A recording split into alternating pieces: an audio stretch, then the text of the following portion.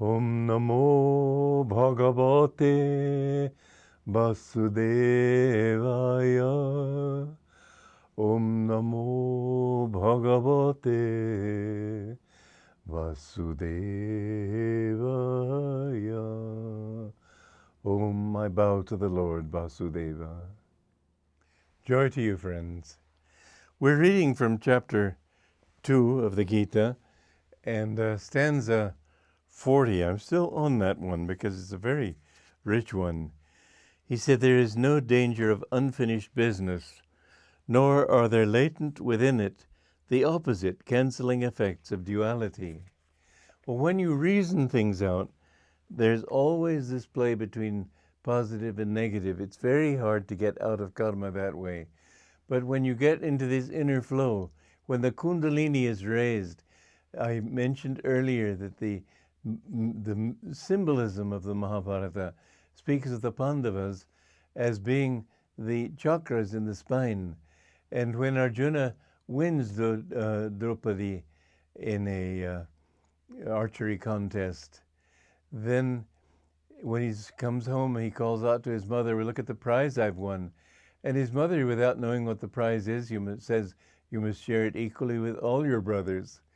And normally that would be good advice, but to share your wife with your brothers would be unthinkable. And it is not a teaching in India. Androgyny is, I'm sorry, what is the monogamy?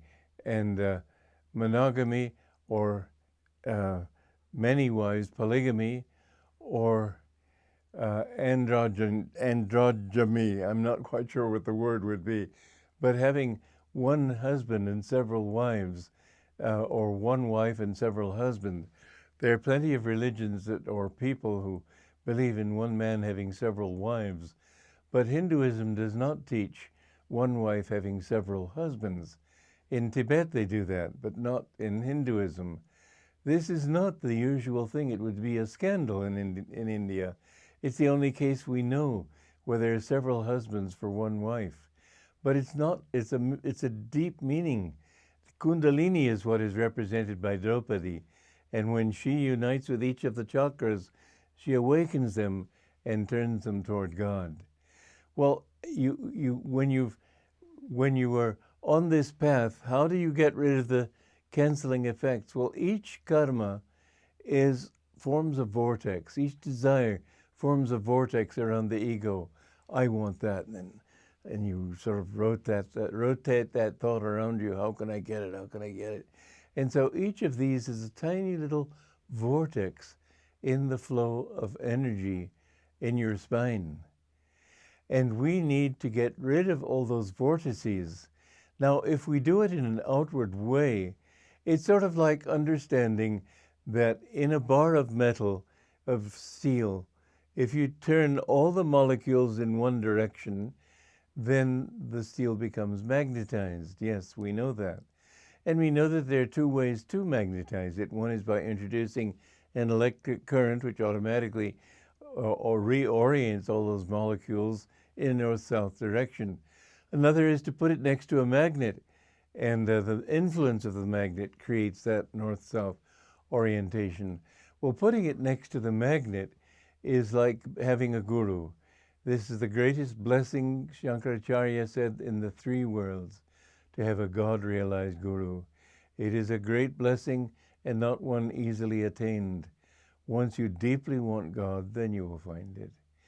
But then the other side of it is that you too have to bring in the effort, and the effort must be directed toward directing your energy upward far more than trying to go into the bar of metal and reorient each little molecule in a north-south direction. If you tried to do that, probably after you'd gone a little bit of distance, the lower molecules would begin to redirect themselves randomly as before.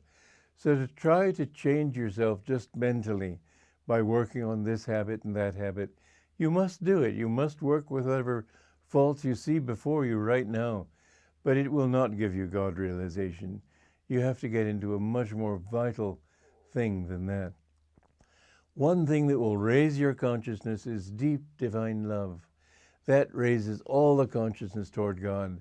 But very few people have that degree of devotion, that intensity of love that Jesus said, love the Lord thy God with all your heart, mind, soul, and strength. Strength, by the way, means energy.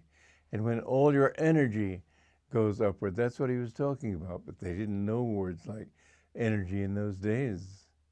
So anyway, as the energy rises in the spine, it's like a river. As the river becomes strong, the little vortices that are on the bank gradually get sucked into it. And you don't have to think that I'm getting rid of this vortex, this vortex, this vortex. They just all get sucked up in the same direction. And so it is that with Kriya Yoga, you can attain that state more easily than any other way. There was one man that Yogananda met early in his life who told him he followed the path of Bhakti Yoga. That means the path of devotion to God. And Master said, but you haven't yet found him.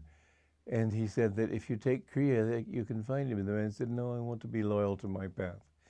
Master finally said, look, you're in a room, and you're trying to get out of the room, and you're going through the walls and the ceiling and the floor. What I'm doing is showing you where the door is. And finally the man took initiation from him, and because his devotion was sincere, he had an experience of God within a week. These are scientific things, and we mustn't dismiss science. Science and religion must work hand in hand. They must work with love, with feeling, not just with intellect. They must work in a direction that will be ever expansive. And when we apply method to our religion, and then when we apply religious faith to our method, everything gradually gets directed in an upward way. Well, this is what the science of Kriya Yoga helps you to achieve. And it helps you to work out all these karmas that are like the electrons, the molecules turned in wrong directions, helps to reorient that flow in a north-south direction. And you don't have to worry so much about paying off this karma and that karma. Everything will get sucked up into it. You don't have to worry about likes and dislikes and the opposites of duality. You go into this inner central flow in yourself, and all those things get sucked up. So there is a way out of this great ocean of delusion. And this is why Jesus said, get away from this ocean of suffering and misery. You can get away from it. You don't have to pay the suffering of loss and defeat. And it's a constant thing, as I've said before, all the striving of countless incarnations, the sum total of everything that any soul can ever possibly do to achieve fulfillment, the sum total has to end in zero. You'll never get there by going outward and trying to correct things outwardly. You'll never get it by becoming supremely wealthy or becoming supremely famous or anything in this world. You'll only get it by going within and directing your energy up toward God and knowing that God alone, God alone, God alone is the truth. Joy to you.